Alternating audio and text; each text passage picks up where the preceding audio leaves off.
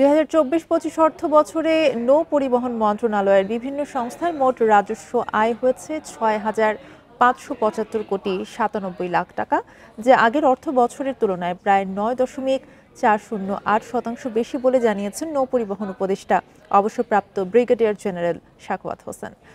দুপুরে সচিবালয়ে নৌ পরিবহন মন্ত্রণালয়ের ১ বছর অর্জন নিয়ে সংবাদ সম্মেলনে এ কথা জানান উপদেষ্টা। বলেন, বিগত সরকারের সময় নৌ পরিবহন মন্ত্রণালয়ে বিভিন্ন প্রকল্পে হরিলুট হয়েছে।